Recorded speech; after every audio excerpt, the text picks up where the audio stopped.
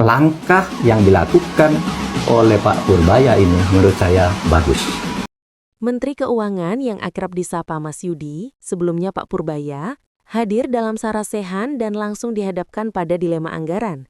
Permintaan dana APBN yang luar biasa besar dari berbagai kementerian untuk membiayai program vital, mulai dari kampung nelayan hingga sektor kesehatan.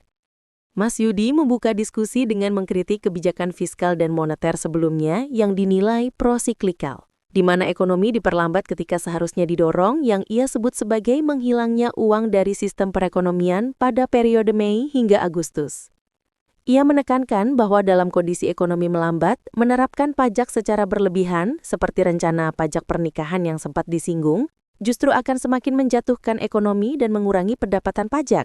Sebuah kebijakan yang tidak terlalu akurat dan tidak terlalu pintar. Oleh karena itu, Mas Yudi menjelaskan gebrakan awalnya di Kementerian Keuangan adalah dengan menerapkan kebijakan kontrasiklus, countercyclical, yang pro-pertumbuhan, namun dengan cara yang irit tanpa harus melakukan ekspansi fiskal besar-besaran. Langkah paling sederhana dan cerdas yang ia lakukan adalah mengoptimalkan uang menganggur yang dimiliki pemerintah di Bank Indonesia atau BI, yang menurutnya mencapai 400 hingga 500 triliun rupiah setiap tahun. Mas Yudi mengklaim ia memindahkan sekitar 200 triliun rupiah uang sisa tersebut kembali ke sistem perbankan dan perekonomian yang segera menciptakan oversupply uang. Sesuai hukum ekonomi paling sederhana, supply dan demand, peningkatan suplai uang ini secara otomatis menurunkan harga uang, yaitu tingkat suku bunga.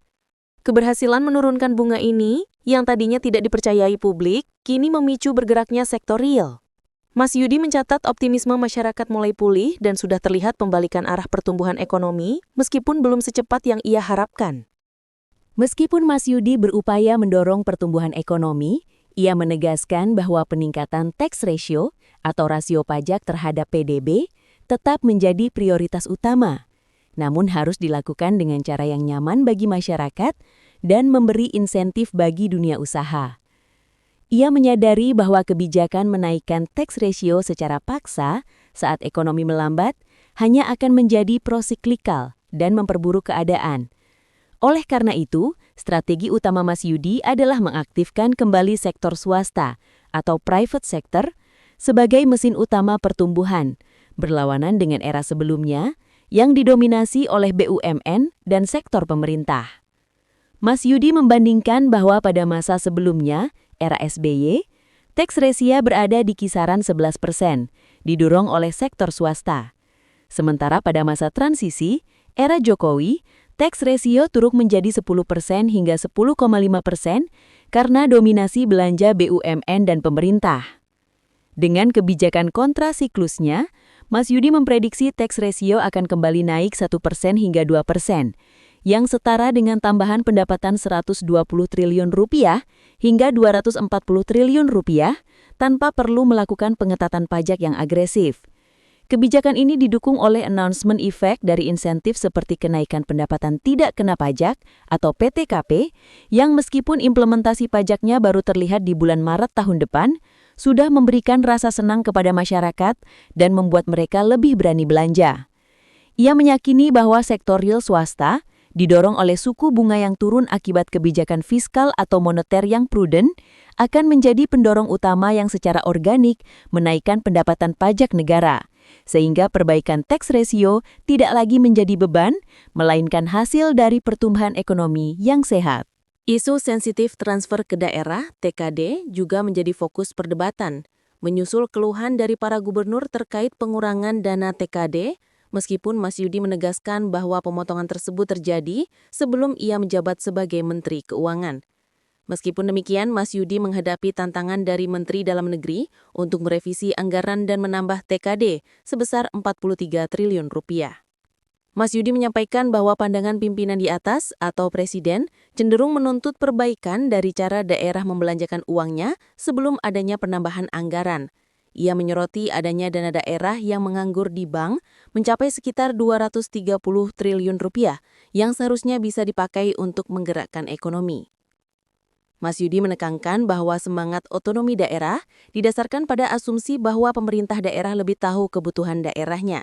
Namun kemacetan belanja memunculkan keraguan terhadap asumsi tersebut. Oleh karena itu, Mas Yudi mengajukan syarat kepada para pemimpin daerah. Cobalah tunjukkan 2 triwulan ini bahwa Anda sudah lebih pandai mengelola keuangan daerahnya. Nggak ada bocor dan lain-lain. Belanjanya tepat waktu. Jika daerah berhasil menunjukkan perbaikan kinerja belanja dan mendorong pertumbuhan ekonomi, Mas Yudi berjanji akan mempertimbangkan tambahan transfer ke daerah di masa depan. Ia juga menegaskan bahwa meskipun TKD berkurang, belanja pemerintah pusat yang dialokasikan ke daerah untuk program-program khusus seperti kesehatan dan infrastruktur justru meningkat signifikan dari 900 triliun rupiah menjadi 1,3 triliun rupiah. Namun, ia menekankan bahwa daerah harus lebih cerdas dan bertanggung jawab dalam mengelola anggaran agar tidak menimbulkan masalah seperti infrastruktur yang terbengkalai dan tidak termanfaat seperti pelabuhan yang tidak memiliki kapal. Isu terakhir yang menjadi sorotan adalah beban utang negara yang semakin tinggi dan kekhawatiran masyarakat mengenai banyak pembangunan infrastruktur yang dinilai tidak memiliki efek multiplier yang memadai terhadap ekonomi lokal. Mas Yudi merespons kekhawatiran mengenai kemampuan negara membayar utang dengan keyakinan, menanyakan kembali, "Kenapa Anda khawatir tentang utang? Kata siapa uangnya tidak cukup?" Ia mengacu pada prinsip fiskal dan penilaian lembaga rating agency yang melihat kemauan dan kemampuan suatu negara dalam membayar utang. Mas Yudi juga meluruskan bahwa sebagian besar pembangunan infrastruktur yang bermasalah dan tidak memiliki multiplier effect terjadi di era sebelumnya dan didominasi oleh sektor pusat, Kementerian Pekerjaan Umum dan Perumahan Rakyat atau PUPR, sebagai mesin pertumbuhan. Namun ia menekankan bahwa ke depan penting untuk memperbaiki jalan desentralisasi yang sudah ada, bukan kembali ke sentralisasi. Masalahnya terletak pada daerah yang belum cerdas dalam mengelola infrastruktur yang sudah dibangun, seperti kasus daerah yang mengembalikan infrastruktur ke pusat karena tidak mampu membayar biaya maintenance. Mas Yudi mencontohkan pembangunan jembatan senilai 150 triliun rupiah di Kalimantan Utara yang dibangun oleh pusat untuk mengatasi masalah sosial. Namun ia menekankan bahwa daerah harus membangun ekspertis sendiri untuk pembangunan di masa depan. Kesimpulannya, tantangan utang negara harus dihadapi dengan pengelolaan fiskal yang prudent dan jaminan bahwa setiap uang yang dibelanjakan, baik oleh pusat maupun daerah, harus memiliki dampak ekonomi yang maksimal dan dikelola secara cerdas agar beban utang sebanding dengan manfaat dan pertumbuhan yang dihasilkan,